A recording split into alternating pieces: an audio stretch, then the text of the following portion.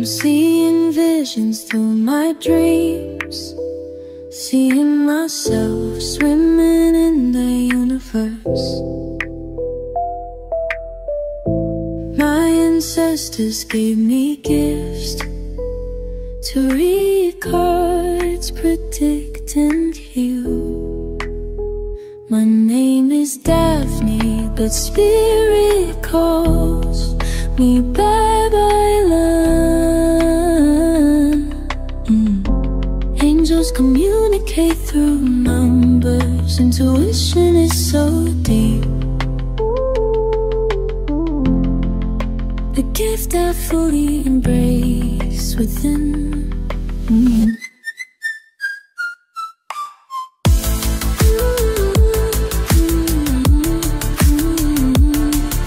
Hi everyone! So, tignan natin ang nangyayari sa paligid. And this is an LGBTQIA+, no, na connection or relationship. So, yung mga heterosexuals, pwede na naman kayong manood, no? Wala naman pumipigil sa inyo. Love is love. Yan. Lalo na kung magre-resonate. So, let's start. Nakakakita tayo dito ng out of town, no?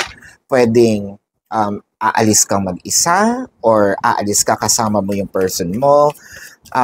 It felt like kung ikaw naman ay single at meron kang plan, no, to actually go out of town. Solo traveler. I feel like makakakita ka dito ng local, no, doon sa pupuntahan mo. Na pwede natin sabihin makakapalagayan mo ng loob. Kung kasama mo naman si person mo, whether or not may relationship kayo, nakakakita din ako dito na doon lalalim yung connection ninyo. Of course, dahil kayong dalawa lang, no, magkakaroon kayo ng sarili na time,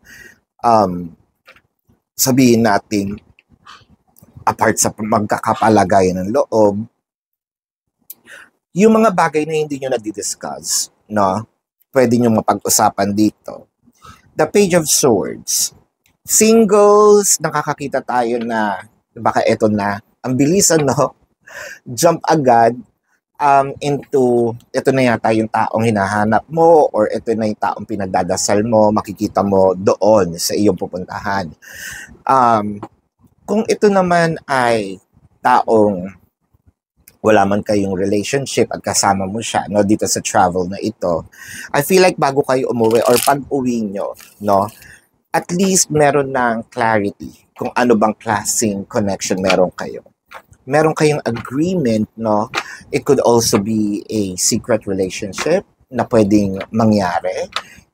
It could be na kayong dalawa lang ang pwedeng makaalam for now, or it can be, sige, sabihin na natin, no, sa buong mundo kung anong nangyayari sa atin with the Queen of Pentacles. So, nakakakita tayo dito ng parang reciprocation, no? Kung meron mang mga pagkakataon na hindi siya responsive, no, sa mga bagay na ginagawa mo dati, I think dito makikita mo yung vulnerability, no, ni person.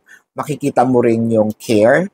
So, mabubuo sa isip mo na, hindi ito illusion, no?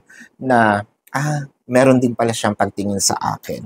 Meron din pala siyang mga bagay na, gustong ipakita, i-share, iparamdam, no? Or i-offer sa akin.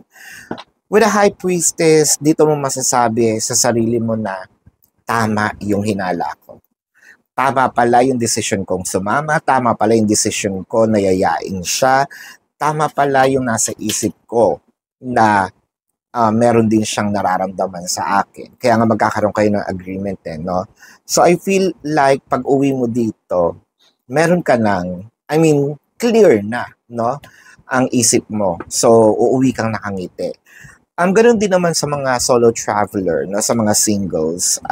I feel like baka pag uwi mo dito, may bit-bit ka na, or from what I am seeing, bit-bit mo ang puso, no, ng taong makikita mo doon. This is such a very light. Buti naman, no, kasi the usual na LGBTQIA plus reading is karamihan mabigat. So this is very light. That makes me happy kasi may isa na naman tayong kapanalig sa pananampalataya, no? Na makakaalis sa listahan ng Samahan ng Malalamigang Pasko. Ayan. So this is your reading. Let's check the zodiac sign of this person. Pwede rin naman lumabas ang zodiac sign mo, no? I am seeing Taurus, Virgo, Aquarius, Capricorn, Libra, and Gemini. Again, this is your reading. Maraming salamat. Love and light. Namaste. See you po sa susunod na readings. Goodbye.